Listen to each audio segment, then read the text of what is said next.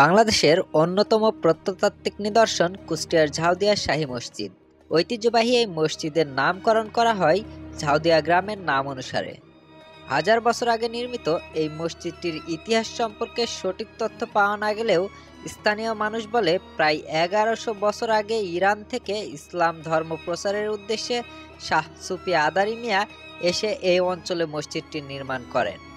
আবার অনেকেরই ধারণা বহু বছর আগে অলৌকিকভাবে মাটি ফুঁড়ে এই মসজিদটি ওঠে। সেই থেকেই এলাকাবাসী এই মসজিদটির রক্ষণাবেক্ষণ ও এবাদত বন্দী করে আসছে। তবে মসজিদের পাশে লেখা আছে এটি প্রতিষ্ঠিত হয়েছে সম্রাট আওরঙ্গজেবের শাসনামলে।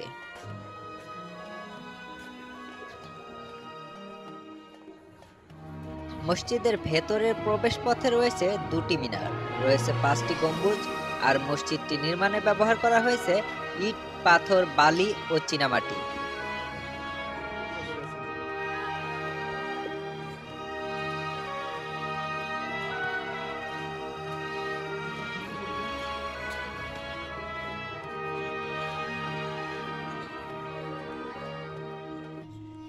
পুরনো এই অপূর্ব স্থাপত্য শৈল্পিক কারুকার্য সংবলিত মসজিদের ভেতর ও বাহিরের রূপ মুগ্ধ করবে সকল দর্শনার্থীদের।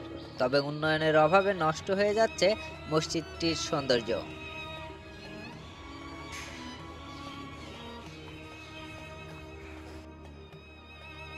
1967 সালে প্রত্নতত্ত্ব অধিদপ্তরের তালিকাভুক্ত হয় ঝাউদিয়ার এই শাহী মসজিদটি। সেই থেকেই মসজিদটির তত্ত্বাবধান করে আসছেন হাসান আলী চৌধুরী ও তার পরিবার।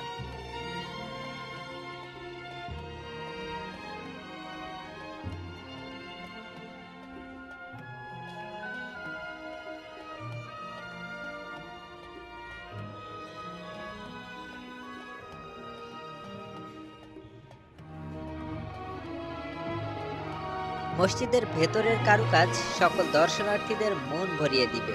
এটি ক্যামেরায় যতটা না সুন্দর, সচক্ষে তার শতগুণ বেশি সুন্দর।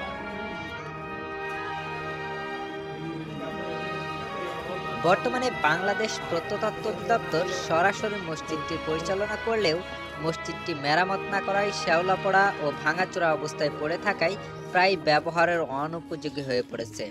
এলাকাবাসীর দাবি, মসজিদটির সৌন্দর্য বর্ধনে সরকার যথাযথ পদক্ষেপ নেবেন, তাহলে শাহী মসজিদটি হতে পারে দেশ ও দেশের বাইরের মানুষের কাছে একটি গুরুত্বপূর্ণ দর্শনীয় স্থান।